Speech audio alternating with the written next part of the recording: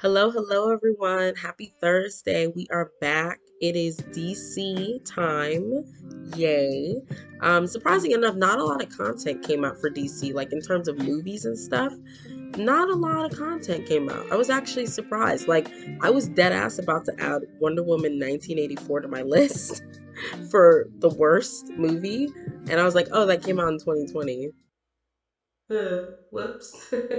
TV shows, we have a lot more to work with, but movie wise, it's going to be very short because two of the movies I hadn't seen, so I just didn't bother to include them on the list.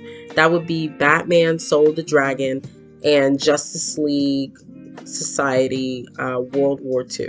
I didn't see both of those movies. But we're going to go from worst to best, and coming in hot is Injustice.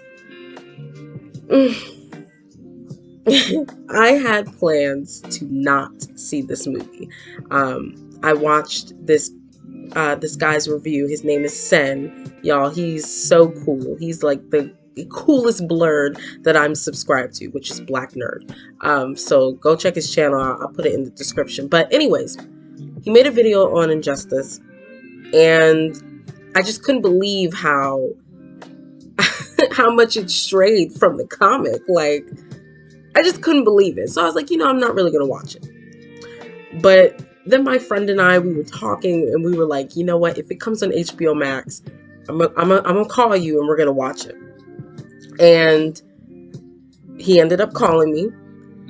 It didn't come on HBO Max, but he found a way to watch it. And we watched it.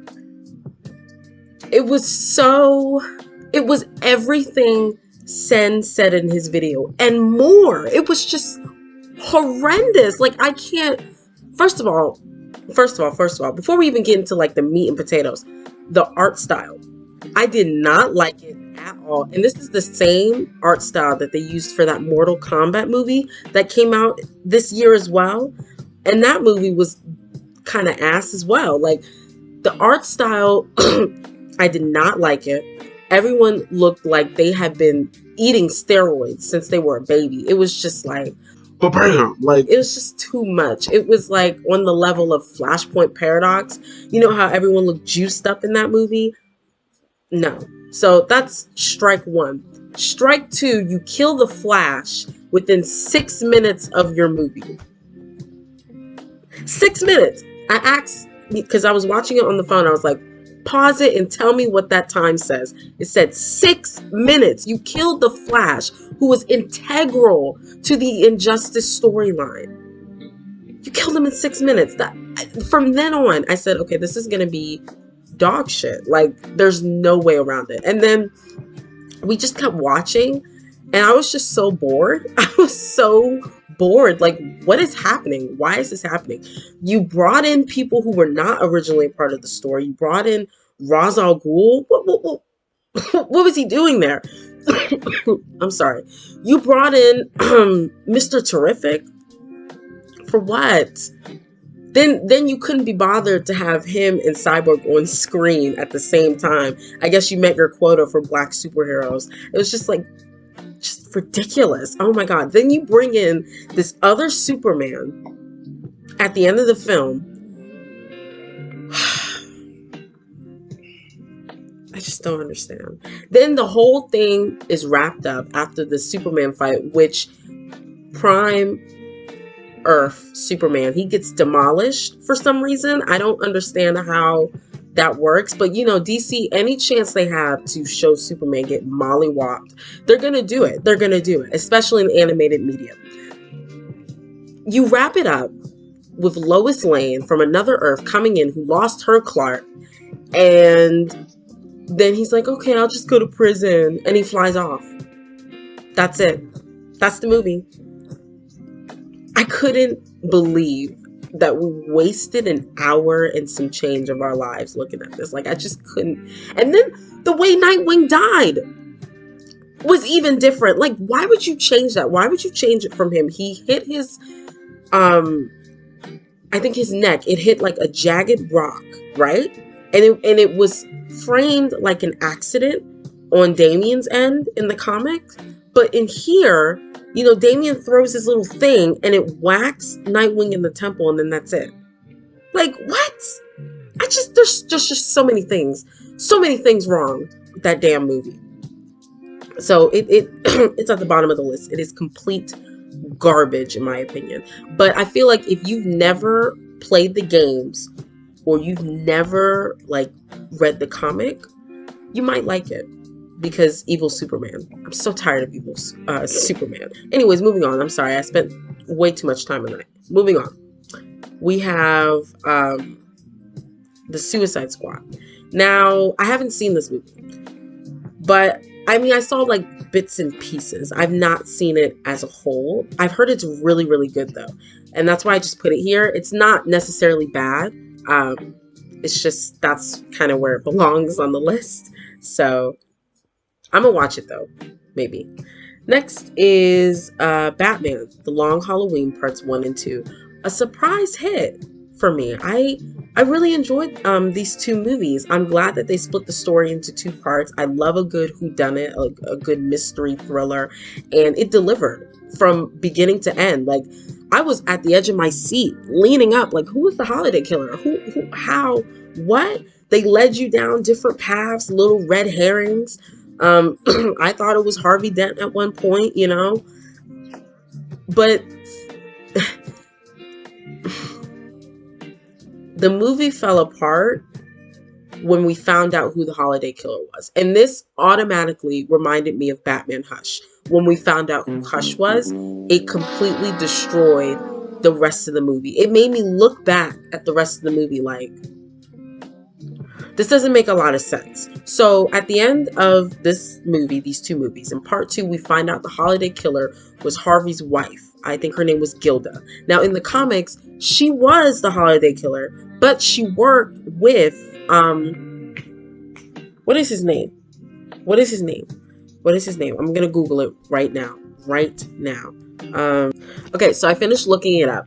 Alberto Falcone. She was working with him. There were multiple holiday killers in the comics. And she was working with Alberto Falcone in the comics. Now, in the movie, we are led to believe that he could be the holiday killer, right? But he's killed, I believe, in part 1. So it's like, oh, what are we going to do? But it turns out the whole thing was orchestrated by Gilda, which I wouldn't have a problem with if throughout the entirety of the movie, the silhouette that we saw of the holiday killer was clearly a man, clear as day. And then even when we had close-up shots, it was a man. Like, they didn't even try to hide it. And then you want me to believe this whole time it was Gilda. She's not built like the holiday killer was. She's not. It would have made more sense if they just stuck to the comics and they had, you know, more than one killer and her and Alberto were working together. I would have accepted that. I would have liked that a little bit more. But honestly, it didn't derail from my enjoyment from the movie. It was really, really good. Go watch it. It's on HBO Max. If you have it, go watch it. It's super good. So number 1, the best movie, of course, Zack Snyder's Justice League. I was so pumped when they just, you know, when they announced that this thing was coming out.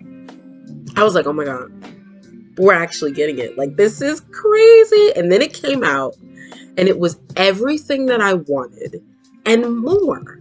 Now, I'm not going to lie to you. I am not a fan of Zack Snyder's version of these heroes. Not a fan at all. Superman is way dark. Okay, that man is the most depressing Superman I've ever witnessed live action in my entire life. The Batman is a killer. No thank you. Wonder Woman, she's literally a warrior and that's it. There's no other dimension to her. There's nothing else that's interesting about her. She's just a warrior, very one-dimensional. Aquaman, he's just a cool, tough Aquaman. I drink beer. I'm not like the Aquaman from Super Friends. You know, just I'm good.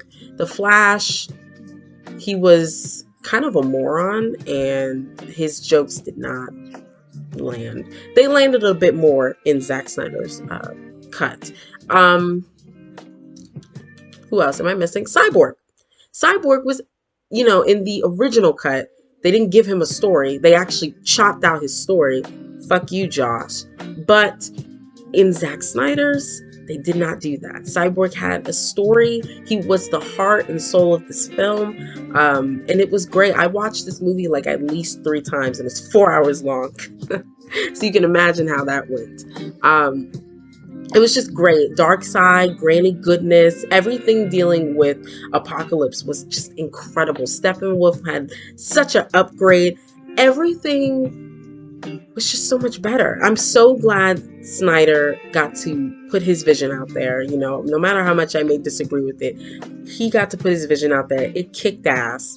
And it takes the top spot as my favorite movie for this year. As far as DC. So that's it, guys. That's really all I have. We'll be back very soon for the DC TV because we have a lot more to work with and a lot more to comb through. So yeah, I cannot wait to catch up with you guys then. Thank you for listening and watching. Bye.